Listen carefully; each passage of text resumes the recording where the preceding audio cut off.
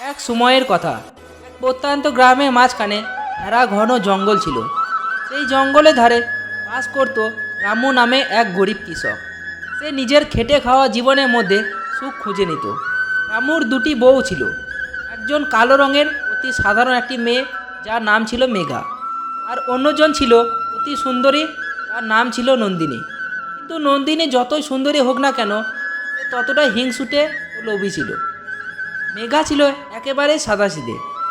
শারীরিক গঠন ও সৌন্দর্যের দিক থেকে সে নন্দিনীর কাছে হার মেনে গেলেও তার মনে সৌন্দর্য ছিল অপরিসীম। অন্যদিকে নন্দিনী ছিল অত্যন্ত কুটিল এবং মেঘা প্রতিনিয়ত তাচ্ছিল্য করত।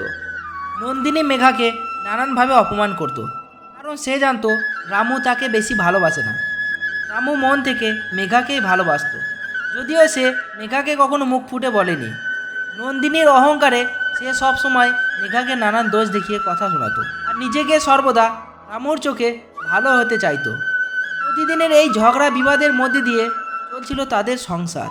নন্দিনীর সৌন্দর্যের কারণে গ্রামের লোকেরা তাকে বেশি গুরুত্ব দিত, আর মেঘার প্রতি গ্রামের লোকেরা সহানুভূতি কম ছিল। তাই সে ছিল একেবারে নিঃসঙ্গ। রামু সবসময় চুপচাপ থাকতো, কারণ সে জানতো যে তার আর্থিক অবস্থা তাতে সে আর কোনো কিছুর করার মতো ক্ষমতা রাখে না। একদিন সন্ধ্যাবেলায়, আরে নন্দিনী, শোন না বোন, আজকে রান্নাটা তুই একটু করে নিবি। তাছাড়া আজকে আমার শরীরটা খুব খারাপ লাগছে। মরণ, মহারানী বলে কি না আমি রান্না করব। রান্না করলে যদি আমার এমন সুন্দর গায়ের ফর্সা রং কালো হয়ে যায়। আর তাছাড়া তুমি কি করবে? হ্যাঁ মহারানী, চেয়ারে বসে বসে পা দোলাবে? ওসব চলবে না। তোর মতো কালো মেয়েদের জায়গা ওই রান্নাঘরে। ওসব নাটকবাজি বাদ দিয়ে তাড়াতাড়ি রান্নায় লেগে যাও, ঠিক আছে? আর তোর মতো কালো মেয়েরা রাস্তায় বেরোলে কেউ দেখবে না, আর আমি থাকলে তো তোকে কেউ পাত্তাই দেবে না। আরে নন্দিনী, এমন করো কেন বলছিস বোন? আমার শরীরটা খারাপ লাগছে, ওর জন্যই তো তোকে বললাম রান্নাটা করে নিতে। তাছাড়া রান্নার কাজ তো সব আমিই করি। ও, তোর সব কাজ তুমি করো আর আমি বুঝি বসে বসে ট্যাং দোলাই? হ্যাঁ, আর তোর কাজ তুই করবি না তো আমি করব? এরপর রামু কাজে থেকে বাড়ি এসে দেখে দুই বইয়ের মধ্যে ঝামেলা চলছে। আরে আরে গিন্নি, এ কি করছো গো? তোমরা কি সবসময় দুজনে ঝগড়া করবে নাকি? তোমরা একটু শান্তিতে থাকতে পারো না? মহারাজা চলে এসেছেন কালো বইয়ের প্রতি দরদ দেখাতে। দরদ একদম উদলে উঠছে। যত সব ন্যাকামো, আলিখিতা দেখে বাঁচা যায় না। আরে গিন্নি, ও কালো বলে কি তুমি সবসময় অপমান করবে নাকি ওকে?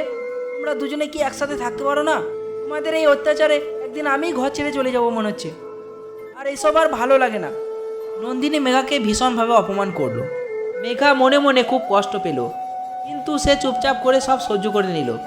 সেদিন রাতে সে স্থির করলো এভাবে আর চলবে না। সে কিছু একটা করবে, নিজের জীবন পরিবর্তনে আনবে, কিন্তু কিভাবে?